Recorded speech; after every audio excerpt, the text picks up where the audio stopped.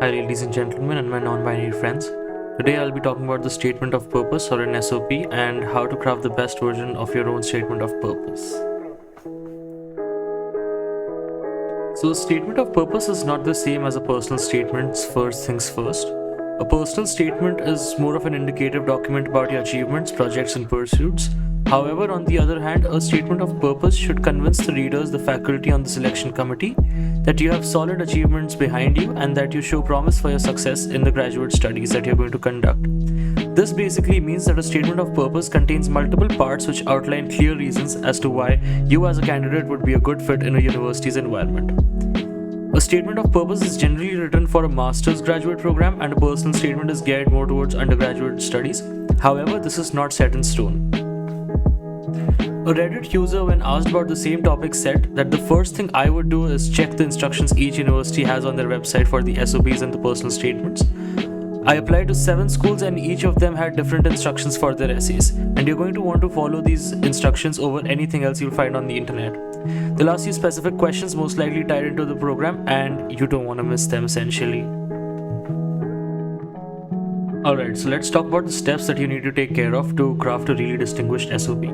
So first things first, you have to think of an SOP as a 4-part document with an introduction, a summary of your undergraduate and previous studies, then your work experience, your relevant curricular and recent activities, and a detailed resection of your academic interests.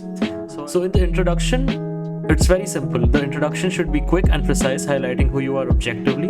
You should tell them what you're interested in and perhaps what sparked your desire for undergraduate study. This point should be short and concise, and you shouldn't be spending too much of time like crafting an autobiography sort of a situation in the first paragraph, because nobody really wants to spend that much time getting to know who you are. People are much more interested in what you're doing and why you should be a good fit for their college. The second point is a summary of your undergraduate and previous studies. So this can be further dissected into 3 to 4 points. The first point is that you should talk about the research that you conducted, indicate with whom you conducted the research, the title of the project, what your responsibilities were, and what the outcome was. You should write technically or in the style of your discipline. The professors are the people who are reading these statements, so your SOP should be geared towards convincing a professor that your research has impacted you in a way that. You can also talk about the important papers or thesis projects you have completed in your undergraduate or previous studies, as well as anything scholarly beyond your curricular requirements. If you have any work experience, especially inside of your college campus or in your university, for example, if you were on the managing board of the student directors or if you were on the student council, you should definitely talk about it.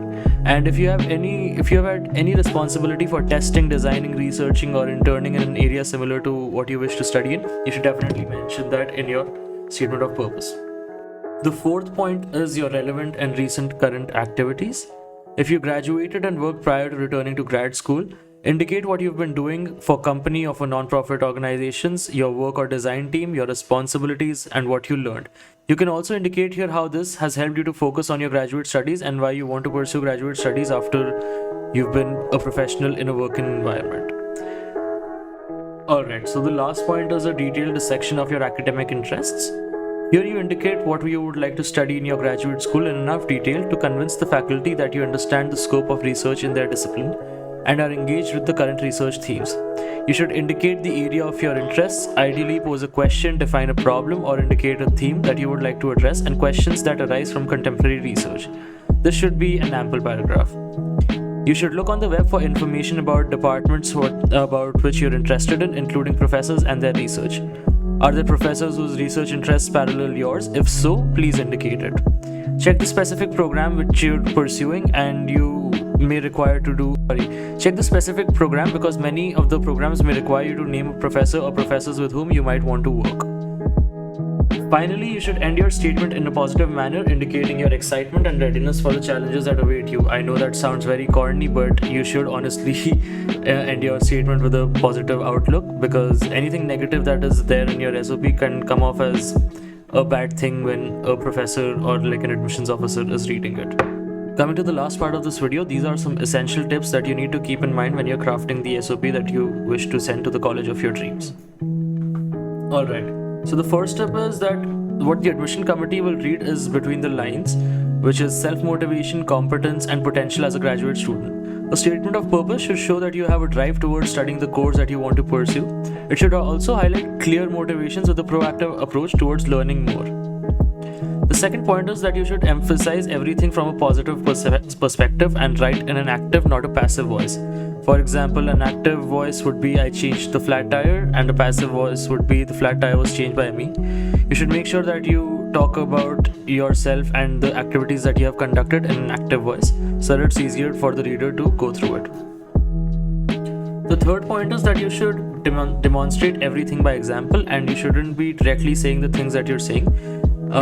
If you say that you're persistent, you should have an example to back it up so that it doesn't feel like you're faffing, and it feels to the reader that you are worth the merit that you have written about in the application that you've sent to them. So essentially you should have projects and work behind you that are backing the adjectives that you use for yourself. The fourth point is, if there is something important that has happened to you that has affected your grades, you should definitely include it in your statement of purpose. Please don't shy away from writing about your problems and if they have affected your grades in any capacity, because these people are also real humans who are reading your essay, so they have compassion in them and they are looking out for stories which build a narrative in the sense that you overcame your troubles and then you learned something from it and came out on top of them. So, for example, I did not have great grades in my undergraduate course, and the reasons for that are clearly highlighted in my statement of purpose. If you want to read my statement of purpose, you can definitely join my Discord and we can have a conversation there about what I've done with my statement of purpose and what you can do with yours. The fifth point is that you should link everything with continuity and focus. And the sixth point is very important. What it states is that your SOP should have brevity, which is basically the fact that you can say a lot of things with lesser words. So an SOP which is well constructed within 750 to 1000 words will look way better than a huge SOP which is really long but has less clarity and poor organization. So if you use a 1-2 single line space in a 12-point font and just keep it within 1000 words, it's very easy for an admissions officer or a professor to go through it and make a decision accordingly based on what you've written in your essay. Thank you so much for watching this video, guys. You can join my Discord as I said, or email me at the email given in the description, and I'll get back to you as soon as possible with whatever recommendations I have in mind. I also have a lot of connections in which I can make you connect with people who could write a great SOP for you or like guide you to writing a great SOP. So definitely if you have questions around these, please let me know. Thank you. Thank you so much for taking your time out to see this video, and I hope that this video helps you to craft the perfect SOP you need to get into the college of your dreams.